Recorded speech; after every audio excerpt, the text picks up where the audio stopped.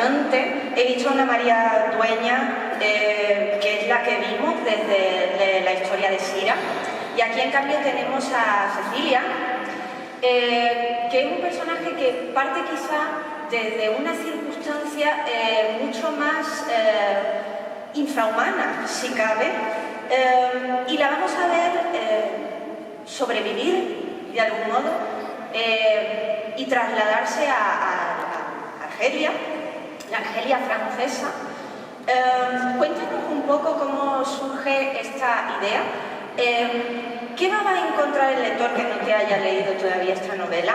¿Qué va a encontrar con respecto a las novelas anteriores y qué puede ser especial de este libro? ¿Cuántas preguntas? Vamos a ver, pero las intento ir engarzando una con otra.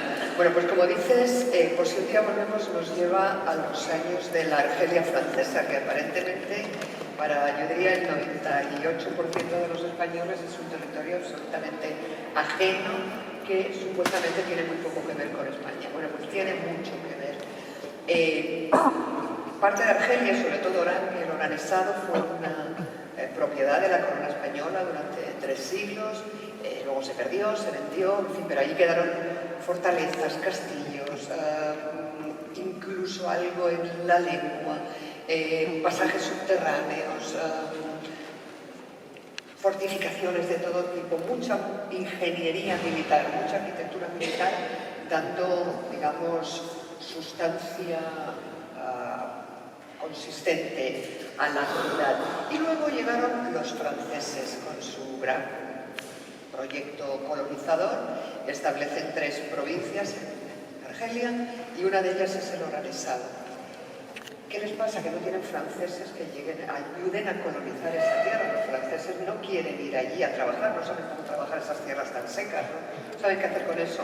Y recurren a mano de obra española. Y en aquella España nuestra de mitad del siglo XIX en adelante, sobre todo de las provincias del sureste, de las provincias del Mediterráneo, con tantas carencias, con tantos problemas, con tanto subdesarrollo casi, pues son muchísimas las gentes que se embarcan rumbo a Argelia y constituyen una enorme colonia de gran peso español. Lo que pasa es que los franceses, claro, intentan que esa gente se afrancese en todos los sentidos posibles, adquiriendo la lengua, sumándose a la cultura, se integran los niños en los colegios, van adquiriendo la nacionalidad francesa. Los que llegan siendo Antonio Ramírez, pues en 2 generaciones ya es Antoine Ramírez, y los García son García, y se disuelve un poco, pero esa gente esté ahí, queda como digamos como el jamón de York del sándwich, ¿no? Abajo está la población árabe nativa, arriba están las grandes estructuras francesas, administrativas, educativas, militares, políticas, de todo tipo, y en medio está la mano de obra española, que están en los campos trabajando, que están en el servicio doméstico, que montan pequeños talleres, que son camareros. Algunos despunta un poco como empresario, porque ya llega mucha gente, por ejemplo, de la provincia de Alicante, y alpargateros, heladeros, gente que hace turrones, turroneros, y de todo. Llega un malagueño, eso es interesantísimo. La gran empresa de aquel Orán, durante muchas décadas y hasta el final, la establece un malagueño que se llama Bastos, es una tabaquera, una empresa de tabaco que después ya se hizo internacional y que era el gran impresor de la época, y que tiene su presencia en la novela, y Cecilia, la protagonista, trabaja en ella. Pues ese señor vino de Málaga, el hijo de un matrimonio emigrante, llegó allí chiquito y empezó a despuntar, a montar negocio. Había mucho tabaco, mucho cultivo de tabaco, aparece esto también en la novela, y montó la gran fábrica, pues como tabacalera española, pues la tabaquera de Orán era malagueña de sangre. Y entonces, bueno, en este territorio de mano de obra española, que después se va a juntar también, además de migración económica, con exilio político, con los últimos barcos que salen de la península, muchos desembarcan en Orán, otros se acaban yendo, pero muchos se quedan. Ahí voy a integrar yo a Cecilia Belmonte, la protagonista, que es una mujer que huye, es una joven medio asalvajada casi, que huye de un territorio inhóspito al que no doy ni nombre, le llaman Puntarrón, que no es nada, es invento para que suene a Agreste y a Dejado de la mano de Dios. Arranca con ella la novela porque sufre es un pequeño spoiler, pero es el capítulo 1, no aprendemos gran cosa, sufre una violación de un tipo muy horroroso que aparece en su vida y huye, decide que tiene que huir porque si no ella lo mata en defensa propia y dentro de su ingenuidad y de su inocencia y de su falta de conocimiento de todo, sí es muy intuitiva y piensa que todo va a ir en contra de ella cuando se descubra que ha matado a este tipo por ella siendo en defensa propia. Entonces huye, le mete las manos a este hombre en el bolsillo y le saca lo poco que lleva, que es unas monedas, unos billetes, una cédula de identidad a nombre de Cecilio Belmonte, que va a ser la identidad que ella adquiere cambiando la O por la A, al final se va a convertir en Cecilia Belmonte, nunca sabremos su nombre verdadero, y un pasaje de barco de Cartagena a Orán, que ella no sabe ni qué es Orán, ni qué es Argelia, ni qué es nada, pero solo sabe que eso es un pasaje de barco porque el tipo lo contó y que ese barco se va a subir ella en vez de él. Y así es como arranca esta peripecia. Entonces, una vez que llega Orán, pues va a trabajar, va a partirse el alma, va a sufrir todo.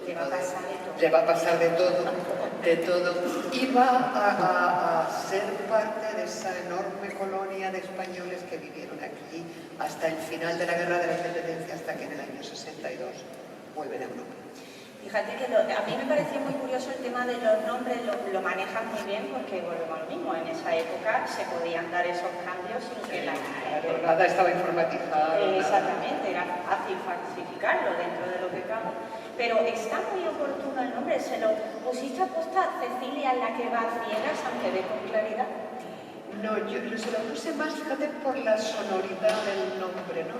Yo quería que ese nombre y ese apellido me sirvieran lo mismo para un tipo bruto, desconsiderado violador, que para una joven que tiene que partir de cero. Entonces quería un nombre sonoro y contundente que no sé, te llamas Pili López, a lo mejor un señor, es más difícil cambiarlo, pero con Cecilia Belmonte como que el nombre y el apellido tienen un peso suficiente como para que sea válido para los dos. Entonces fue más la sonoridad que el significado lo que me llevó a elegirlo. Yo iba a leer un pasaje, si os parecía bien, que me parece que refleja mucho el concepto de la novela, que se mantiene todo el tiempo. Dice, y así, sin parar de escuchar cientos de historias, llegué a Orán como parte de aquella caterva de infelices, pobres como las ratas, primitivos, iletrados, medio indocumentados, medio famélicos, algunos clandestinos y otros reincidentes, involuntariamente propensos a ser carne de abuso en cualquier rincón del soleado mapa de la muy francesa Argelia, casi siempre escasa de mano de obra para sus faenas más brutas. Otra oleada de desechos de la misère español, es que les llamaban así, la misère español, como después aprendí que repetían en su lengua. Es evidente, los que hemos leído a María Dueña, ella es extraordinariamente adictiva, pero sobre todo porque hace esto, nos cuenta cómo sobrevive la gente de a pie, cómo desarrollan esa capacidad de supervivencia, cómo se apoyan los unos a los otros, que yo creo que esto es precioso, gente tan diferente, gente que a lo mejor de buenas a primeras te parece un personaje chocante, reacio, a lo mejor luego es el que más cuida de la protagonista. Yo he visto muchos retazos de novelas clásicas, he visto La crueldad de Cela muchas veces, he visto aquí mucho a Tesla de los Superbig de Thomas Hardy, no sé si incluso te ha sugerido un poco el tema ese embarazo. No conscientemente, pero quién sabe. Pero al final nos va quedando todo lo que leemos en el depósito. Hombre, lo más bonito que yo creo que es lo que tú haces, que sí que haces una novela muy española, pero además que cuentas la guerra no en la batalla, sino cómo realmente la vive la gente de a pie. Esa frase maravillosa que tienes en El tiempo entre costuras, que le dicen a Shira, Shira pregunta, ¿y tú quién quieres que gane? ¿Qué bando quieres que gane? Y le dice, pues el que gane. Sí, le pregunta, ¿con quién estás? ¿Con quién estás? Con el que gane, con el que gane, ¿no? Pero porque había gente con mucha conciencia ideológica, pero hay gente que son tan miserables los pobres que no quieren salir adelante. Con quien me vaya a dar de comer y me vaya a abrir una oportunidad, pues por eso con eso me quedo. Pero sí, el párrafo que has leído viene a reflejar cómo era aquella gente. Los primeros franceses les llamaban escargots, les llamaban a los españoles caracoles, porque los sabía que llegaban con la casa a cuestas, y la casa era tan poquito como llevar un colchón, 2 sartenes, un montón de niños, la abuela, un perón, ya está. Esa era la casa de ellos, que tenían su mísero pueblo español, y era lo que se llevaban a Argelia. Pero luego, claro, se llevaban eso físicamente, pero luego llevaban también su cultura, su manera de ser, su manera de comportarse, su griterío, sus 50.000 niños, sus palmas, su tal. Y eran ruidosos los franceses, claro, les ponían muy nerviosos esos españoles que no se cortaban ni un pelo, nada que podían. Pues, claro, era gente muy pobre, y el único entretenimiento era, pues, sacaban las canciones de su tierra, sus coplas, su puchero, su aguardiente, lo que tuvieran, iban replicando. Había algunos que optaban por afrancesarse mucho, muy rápido, pero la mayoría no. Y eso a los franceses no les gustaba nada, pero bueno, siguieron dando la lata a ellos mucho tiempo. Sí, sí. Luego también otro punto interesante de tus novelas, por supuesto, el tema del romance. Lo gestionas de una manera muy interesante porque dejas muy claro que la guerra de algún modo paraliza todas las circunstancias de la vida. Y entonces tenemos una protagonista, no vamos a hacer spoiler, pero poquillo, no mucho, pero que vamos a decir que se va a encontrar, digamos, con diferentes caballeros, que ellos ya tienen su vida hecha y de algún modo pues ella acepta esas condiciones, pero las acepta de verdad, le duele esa circunstancia, hay ahí un amor que está presente todo el tiempo y que siempre está pensando ella, esto es de verdad lo que yo quería. ¿Qué pasa aquí con el amor en este tipo de libro, por ejemplo? Bueno, a ver, de todas mis novelas, por si ya volvemos a esta que cubre un espacio narrativo más amplio. Son 30 y tantos años, desde la década de los 20 hasta la descolonización, el fin de la guerra, la descolonización en el año 62. Las novelas anteriores eran algunas incluso de 3 meses, La Templanza, Las hijas del capitán es un trimestre o así. El tiempo entre costuras es 4 o 5 años. Todas tienen un recorrido más pequeño, pero aquí conocemos una Cecilia muy joven que se va transformando poco a poco y por la que va pasando la historia, arrollando también su vida. Entonces, en vez de un único amor de una joven que encuentra su amor verdadero o no lo encuentra, pero bueno, de un vínculo sentimental, Cecilia tiene varias relaciones, porque son muy distintas, son de juventud, son de madurez, van trayendo la vida. Y luego ella es una mujer que por sus circunstancias está muy sola. Ella tiene unos códigos morales personales que se impone ella de su natural. Ella tiene un fondo bueno y es generosa y es compasiva cuando hace falta, pero ella no está sometida para nada a los códigos de la sociedad, hay que tener un marido, casarse formalmente, formar una familia. Ella es mucho más libre en ese sentido, porque está absolutamente sola y desprovista de todo tipo de digamos, requisito social. Entonces, bueno, pues van pasando por su vida distintos hombres que conocen circunstancias distintas. Hay un exiliado de la guerra civil que está, como muchos otros, pendientes de irse desde Argelia a México a seguir con el exilio, porque como decía, Argelia y sobre todo Orán fue el lugar de destino de muchos exiliados españoles. Algunos se quedaron hasta el final y otros se fueron desde allí a Rusia, y la Pasionaria, por ejemplo, pasó por Orán y después se fue al exilio de Rusia. Max Sau, por ejemplo, el escritor, que abro la novela con una ciudad suya, ¿dónde estás, España? Con el libro abierto. Salinas pasó por allí también. El sindicalista, ¿cómo se llama? Bueno, luego lo digo. Bueno, mucha gente muy conocida se quedaron o se fueron hacia México. Entonces Cecilia conoce a uno de estos hombres que está en tránsito, un exiliado, para reunirse con su familia en México, pero bueno, en medio es gente muy sola, en unas circunstancias muy adversas, y al final surge amor entre ellos, pero yo creo que lo que surge sobre todo es necesidad de compañía, de calor humano, de tener un cómplice a tu lado, porque están todos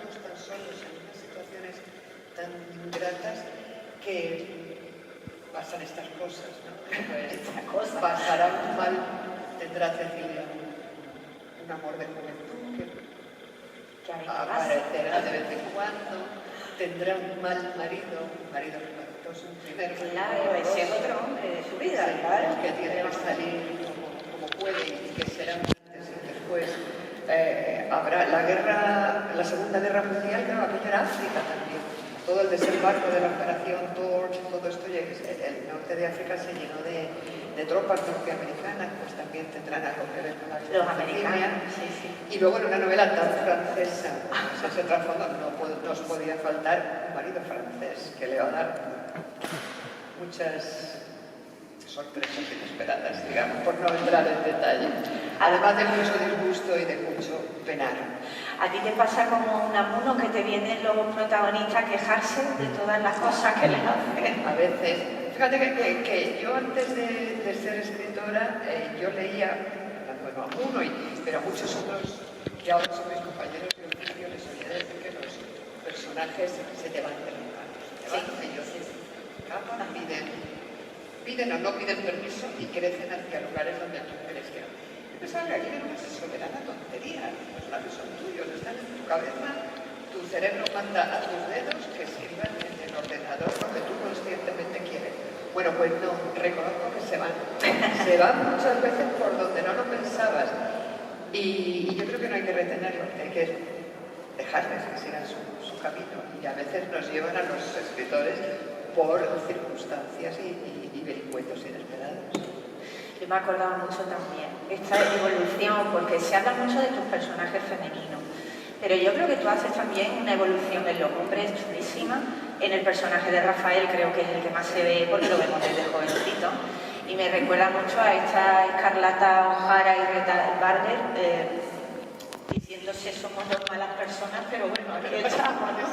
Queriéndonos, apoyándonos mutuamente. Claro, es que a Rafael y a Cecilia les arrolla la vida de los dos. Sí, fíjate. Se conocen siendo él un joven albañil emigrado también de Andalucía y ella siendo una tabaquera de la fábrica de Bastos. Y aparentemente están destinados a convertirse pues, en una pareja como tanta, joven, desterrado, trabajador desde abajo y chica que está en la misma circunstancia, se juntan y forman una familia. Eso sería lo canónico y lo esperable.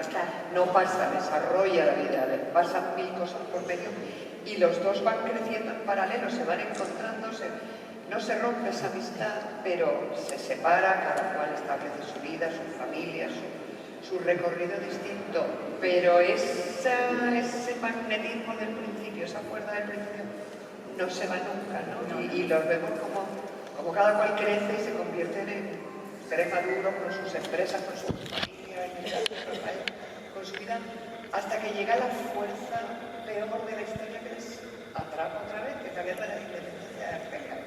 Fue un horror. Fueron 8 años de sangre, de violencia, de muerte. Fue espantosa para todo el mundo, espantosa para la población argelina árabe que buscaba su independencia, con medios no siempre los más óptimos porque había mucha violencia. Fue espantosa para los franceses que no se querían ir de ahí de ninguna manera y que impusieron a su vez sobre esa violencia árabe, impusieron un puño de hierro brutal, militar en todos los sentidos y para toda Francia, ¿no? Que veía como sus muchachos jóvenes, soldados, se tenían que ir allí a combatir por una cosa que la mayoría ya ni apoyaba, ya decían así. Ha cambiado el mundo, después de la Guerra Mundial ya cambia el mundo, todos los imperios se deshacen, la colonización ya no tiene sentido. El mundo entra en una etapa distinta, pero los franceses se empeñan en no irse de ahí, eso cuesta sangre, cuesta dolor, cuesta dinero, cuesta espanto, ¿no? Es una herida que todavía sigue abierta y en medio todo el sufrimiento de la gente de la población civil que lo único que hacía era trabajar, levantarse por la mañana, trabajar y sacar adelante a sus familias, ¿no? Y entonces esa circunstancia tan dura de los últimos años de la guerra, de los que se resisten a irse porque ahí Francia se porta de aquella manera, saca a su gente cuando ya ve que no va a haber fin, saca a su gente, saca a sus funcionarios, saca a sus tropas militares, saca a todo el mundo, firma una serie de acuerdos y a la población civil la deja que se busque la vida. Y los que pueden salen, bueno, consiguen un billete en un barco, en un avión, pero hay muchos que se quedan varados en el puerto de la manera más miserable, la gente que viene de los campos, gente más humilde, gente que tiene negocios y no quiere dejarlos. Y la gente se acabó yendo de una forma precipitada, desde que muchos se dejaban la mesa puesta, el plato en la mesa, la ropa tendida en el tendedero, y salían y dejaban sus casas, lo poco mucho que tenían, para no volver nunca más. De ahí el título del libro. Día volvemos. Un día volvemos, pero no volvemos. Yo lloré tanto cuando me enteré de por qué se llamaba así. Pues sí, fue una colonización espantosa, durísima y no... No, pero es que te estás imaginando otra cosa, porque como ella sale de España, siempre estás pensando en España. No, ella no echa de menos España. Exactamente. Ella echa de menos su hogar, que es donde hace su vida entera. Es que esa es la clave. O sea, yo creo que este libro te ha salido divino, María. Muchas gracias. Porque es verdad que es que te lo bebes y una cosa que tú haces que es una pasada, bueno, tienes una escritura muy fina, porque a pesar de cuentas horrores, cosas horribles, y una detrás de otra. A la pobre Cecilia le pasa de todo, pero es que, como decía un amigo investigador, que sus investigaciones sobre la Argelia francesa, los españoles de la Argelia francesa me han sido muy útiles, es que ese mundo estaba lleno de Cecilias y de Cecilias, es que eran así. Sí, es que no he tenido la que usar mucha imaginación. No, pero ese es el tema, que tú, lo bueno que tienes es que lo cuentas, contar los horrores, pero tienes una forma de narración que es descriptiva, pero concisa, clara, pum, pum, pum, y para cuando te has querido dar cuenta, ya te has enterado de todo lo que ha pasado, pero dices, bueno, mira, no, me ha traumatizado muchísimo. Vaya, está a prueba de abuelitas, te lo digo por la mía, que sé que le va a gustar mucho, que ella me tiene dicho, no me des cosas feas ni tristes, yo se lo voy a dar porque será triste, pero lo cuentas de una manera que se hace muy ameno, te hace querer formar parte de ello, como decir, no, yo no quiero olvidar a esta gente, o sea, creo que hay que darte las gracias por esa parte, de haberle dado voz a la historia de esas personas que sin duda, vaya, yo por lo menos no conocía mucho. No, es que aquí no se conoce, en Francia se conoce mismo, son los quiemois, claro, es negro, una gran colectividad, porque además han sido muy reivindicativos, porque Francia los recibió muy mal. La Francia continental pensaba que estos eran unos colonos ricos, fascistas, poco menos, cuando en realidad eran pobres desgraciados, trabajadores, pequeñísimos empresarios, la mayoría, pero los recibió muy mal y en algún momento no está muy claro de dónde viene el nombre de pies noirs, pies negros, se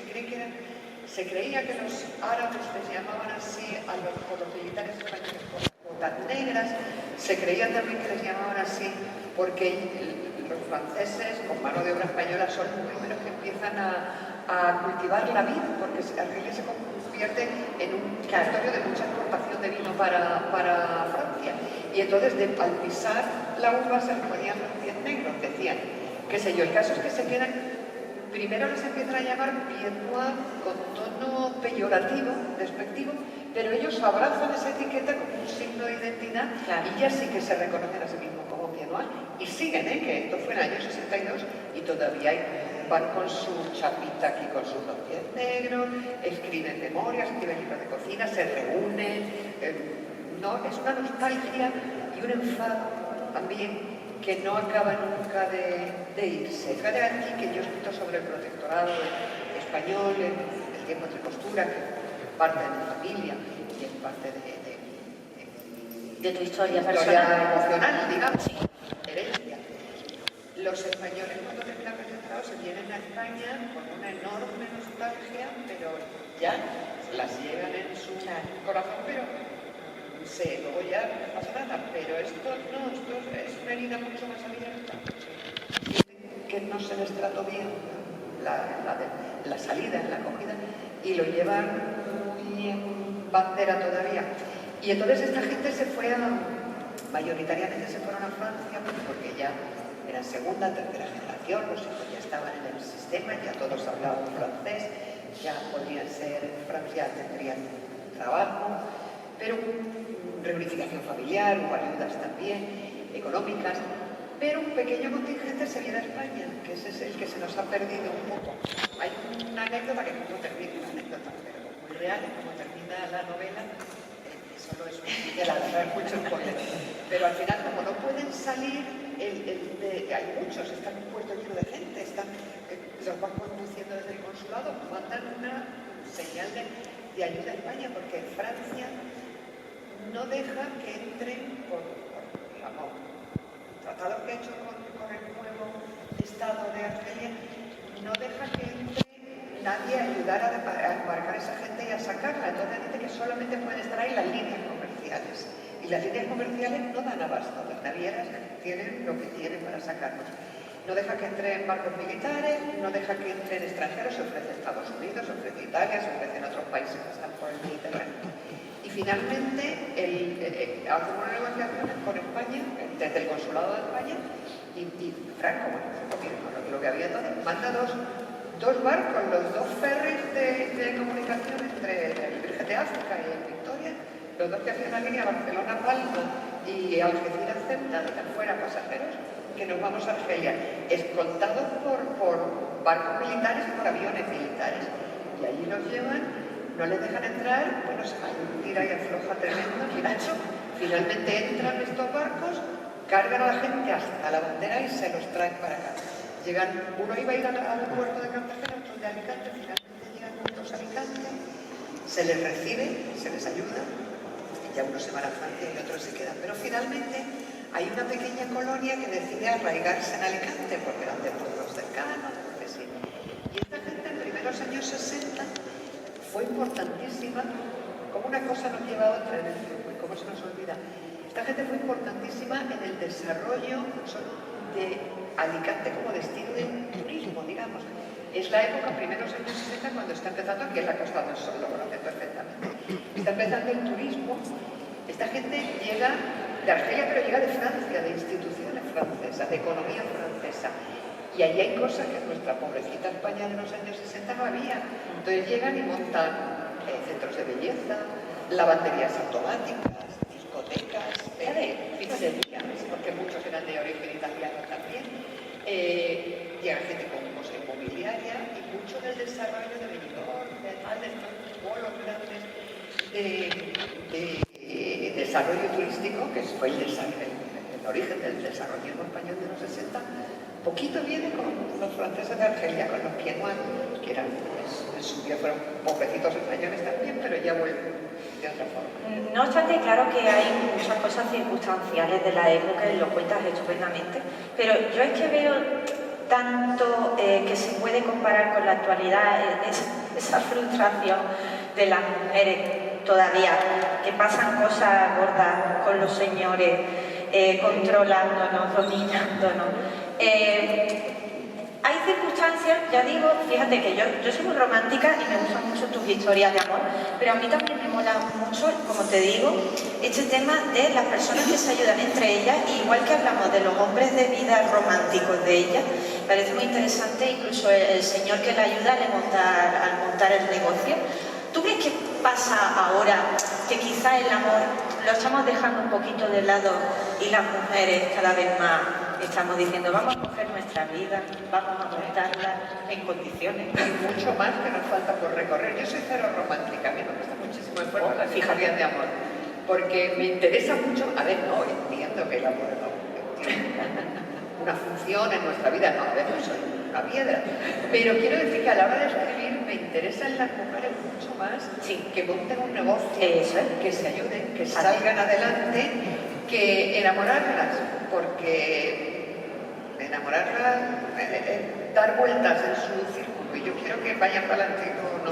Están muy empoderadas aquí. Sí, pero es un empoderamiento muy de sacar las uñas nada más. Ellas no tienen objetivo. Yo voy a ser empresaria, yo voy a ser emprendedora, como decimos ahora. Yo voy a ser, no, está la pobre Cecilia, va paso a paso, saliendo adelante como puede.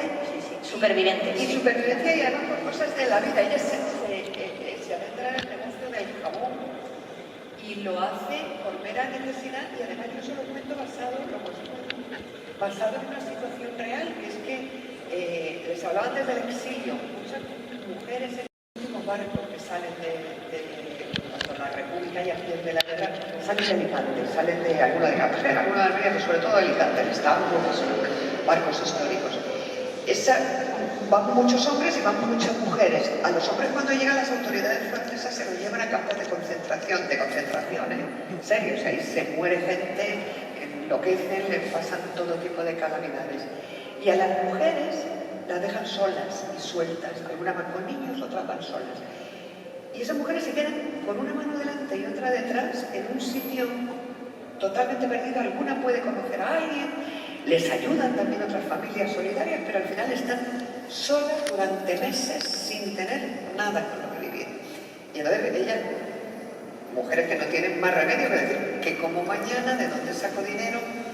Una de las argucias, una de las cosas que hacen, que empiezan a hacer, son mujeres de pueblo casi todas, se acuerdan de cómo en su pueblo se hacía el jabón ese burdo que era con ceniza, con grasa de animales, y empiezan a hacerlo en unas condiciones tóxicas, ¿no? Es curiosísimo, en una habitacioncilla, recilla que tienen alquilada o que les dejan, hacen ese jabón por las noches, se solidifica, lo cortan con un cuchillo de la cocina como pueden y lo venden por la calle, venta clandestina, arriesgándose todo. Pues esas mujeres no tienen permiso de trabajo y sí tienen como un parche político puesto, o sea que como las pillen van directamente a un cuartelillo por lo menos, y de ahí puede que una cárcel. Y aún así salen, y yo esto me lo han contado propias mujeres, lo han dejado escritos en sus memorias, mujeres con niños pequeñitos en un cochecito que les metían el jabón debajo del niño y iban tirando, empujando como si el niño pesara 2 toneladas, lo que llevaban eran 15 kilos de jabón ahí dentro. Y lo iban vendiendo, jabón malo de lavar la ropa, de lavar los suelos, a otras mujeres igual de pobres que ellas, que estaban igual, ¿no? Y así es como Cecilia entra, se hace, bueno, ella pone la cabeza y estas mujeres las socias, entre comillas, y estas mujeres la técnica y empiezan ya a sofisticar el negocio del jabón, pero toda esa salir adelante surge de la necesidad más absoluta y de la solidaridad entre mujeres, ¿no? Se ayudan las lavanderas, se ayudan a Cecilia, pero se ayudan yo te doy un cacho de mi pan y un poquito de queso y un huevo duro, que es lo único que te puedo dar, no tengo más que darte, pero lo comparto contigo, te doy trabajo, te ayudas ayuda entre vecinas y te ayudo a parir y tú me ayudas a mí a enterrar a mis muertos, pero no hay más, porque no tienes más. Pero aún así, en un mundo que está entre guerras, que faltan muchos hombres, o que los hombres están trabajando, o que no están, o que porque no estén, entre ellas se hace esta red de hoy por ti, mañana por mí, porque no tienen otra forma. Pues ya vemos que María lo que hace es contar historias de mujeres peculiares, inspira a otras autoras. Me consta que ha sido así desde hace muchos años, porque hace justamente unos 9 años te mandaron una novela de alguien que estaba empezando y tú tuviste el detalle de responderle a esa persona y decirle que la animabas a seguir escribiendo y a emocionar a los lectores. Y bueno, es un honor, sí. Y es un honorazo estar aquí.